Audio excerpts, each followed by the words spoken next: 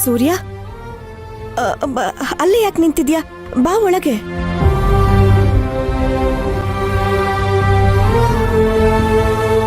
ಏನಾಯ್ತು? ಏನಾದ್ರೂ ಬೇಕಿತ್ತಾ? ನಿನ್ನ ವಿಚಾರಿಸ್ಕೊಂಡು ಹೋಗೋಣ ಅಂತ ಬಂದೆ. ನನ್ಗೇನಾಗಿದೆ? ಹುಷಾರಾಗಿ ಇದೀನಲ್ಲ. ಹಾಗಲ್ಲ ಸುರಭಿ, ನೀನು ನಮಗೋಸ್ಕರ ಅಷ್ಟು ದೊಡ್ಡ ರಿಸ್ಕ್ ತಗೊಂಡು ಜೀವನೂ ಲೆಕ್ಕಿಸ್ದೆ ಊಟ ತಗೊಂಡು ಬಂದೆ. ಆದರೆ ನಾನು ಆ ಕ್ಷಣಕ್ಕೆ ಏನೂ ಯೋಚಿಸ್ದೆ ಏಕಾಏಕಿ ನಿನ್ನನ್ನು ಬೈದ್ಬಿಟ್ಟೆ.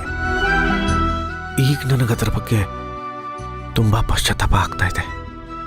ಅಯ್ಯೋ, ನಿನ್ ಟೆನ್ಷನ್ ನಿನಗಿರುತ್ತಲ್ವಾ ಸೂರ್ಯ?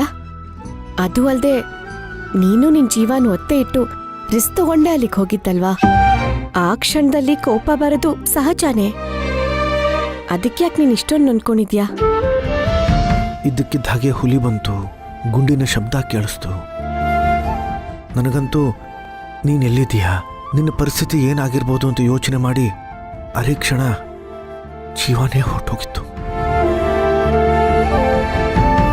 ನನಗೆ ಗೊತ್ತಿಲ್ಲದೆ ಒಂಥರ ನನ್ನ ಮನಸ್ಸೊಳಗೆ ಆತಂಕ ಆವರಿಸ್ಕೊಂಡ್ಬಿಡ್ತು. ಕಾಳಿ ಬೆಟ್ಟದಲ್ಲಿ ನಡೆದಿರೋ ಘಟನೆ ಎಲ್ಲ ನೆನಪಿಗೆ ಬಂತು. ಹಾಗಾಗಿ ಎದ್ನೋ ಬಿದ್ನೋ ಅಂತ ಓಡ್ ಬಂದೆ.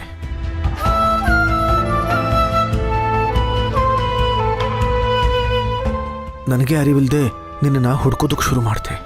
ಇಲ್ಲಿವರೆಗೂ ನನಗೆ ಯಾವತ್ತೂ ಹೀಗಾಗೇ ಇರಲಿಲ್ಲ.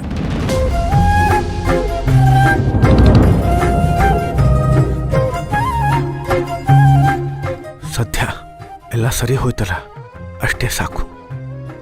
ಊಟ ಮಾಡ್ದ? ಹಾ, ಆಯ್ತು. ಸರಿ, ಹಾಗಾದ್ರೆ ನೀನ್ ಮಲ್ಕೋ. ಸೂರ್ಯ, ಇನ್ನೂ ಹೀಗೆ ಏನಾದ್ರೂ ಹೇಳ್ತಾ ಇರು ಸೂರ್ಯ.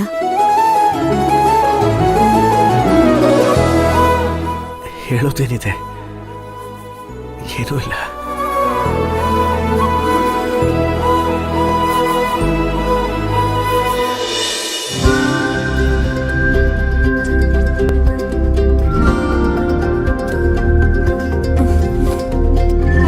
ಇನ್ನೂ ಸ್ವಲ್ಪ ಹೊತ್ತು ಹೀಗೆ ಮಾತಾಡಬಾರ್ದಾಗಿತ್ತ ಸೂರ್ಯ?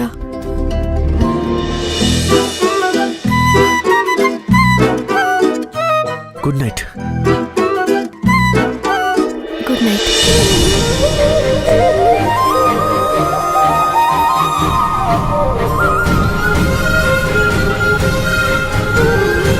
ನನಗಂತೂ ನೀನೆಲ್ಲಿದ್ದೀಯಾ, ನಿನ್ನ ಪರಿಸ್ಥಿತಿ ಏನಾಗಿರ್ಬೋದು ಅಂತ ಯೋಚನೆ ಮಾಡಿ ಅರೆ ಕ್ಷಣ ಜೀವನೇ ಹೊರಟೋಗಿತ್ತು.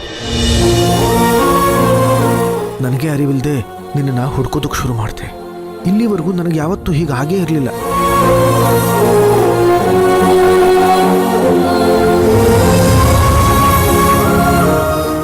Good night.